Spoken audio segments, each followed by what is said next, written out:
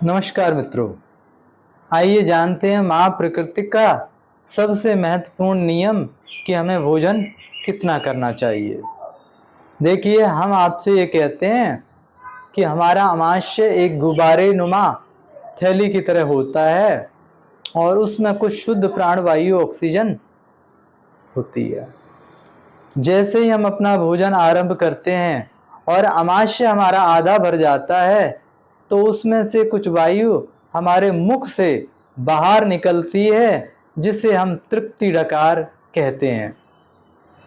तो यहाँ हमारा शरीर हमें ये संकेत कर रहा है कि आप अपना भोजन बंद कीजिए। प्राचीन समय में लोग बाग गांव के जब किसी व्यक्ति को डकार आ जाती थी तो कहते थे कि आपका भोजन पूरा हुआ, अब खाना न खाइए। यानी वो बहुत ज़्यादा इंटेलिजेंट लोग बाग थे। लेकिन आजकल इस प्रकार की बातें कोई कर नहीं रहा है और डकारों के बारे में हमें कोई बता भी नहीं रहा है। देखिए, लोग बाग तृप्ति डकार आने के पश्चात भी अपने भोजन को जारी रखते हैं।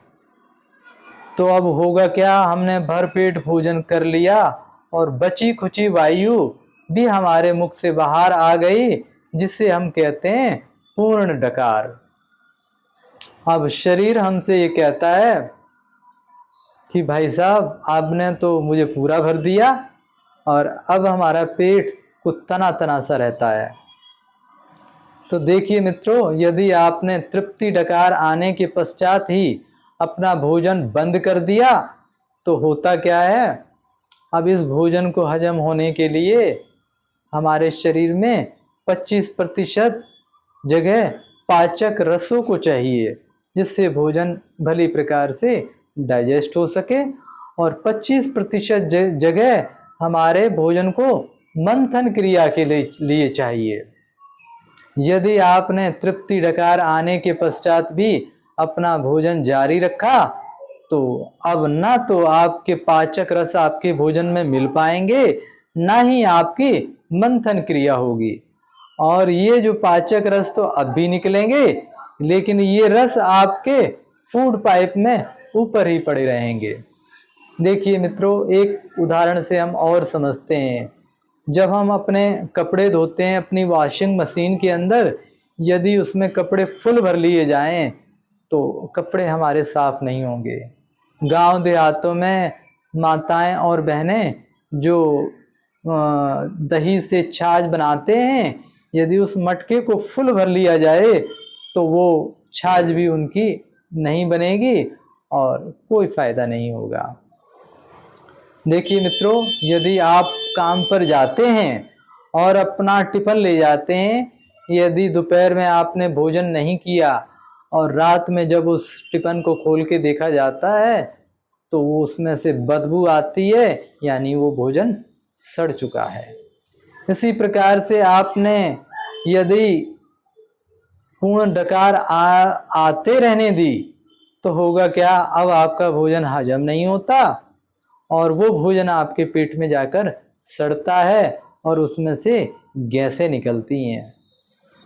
तो ये वायु गैस निकलेगी तो फूड पाइप में तो हमारे पहले ही पाचक रस पड़े हुए हैं, तो वो डाइजेस्टिक जूस पड़े हुए हैं, तो वो उस गैसों से जब मिलता है और हमारे मुख में एक डकार आती है, जिसे हम कहते हैं खट्टे डकार, कड़वे डकार। तो ये हमारे शरीर को संकेत गया कि आपने भोजन ठीक प्रकार से नहीं किया और ये आपको नुकसान हुआ और इससे स्वास्थ्य की हमारी हानि होती है। हम ये आपसे कहते हैं खट्टी डकार और कड़वे डकार आपको नहीं आने चाहिए। आप तृप्ति डकार आने के पश्चात ही अपने आप भोजन को बंद कर दीजिए। तो ये है मित्रों माँ प्रकृति के स्वस्थ रहने के रहस्य, स्वस्थ रहने के नियम। यदि इस प्रकार से आप प्रतिदिन भोजन करेंगे तो आपका भोजन हजम भी होगा और आपके स्वास्थ्य स्तर में वृद्धि भी होगी। देखिए मित्रों, आजकल लोगों को तृप्ति डकार आना भी बंद हो गया है उसका अहम कारण क्या है कि वो भोजन हर समय भोजन करते रहते हैं। जैसे हम कहते हैं यदि गुब्बारा है उसमें वायु आपने भरी है और वो वायु वैसे ही भरी रहे तो उसकी इलास्टिसिटी खत्म हो जाती है।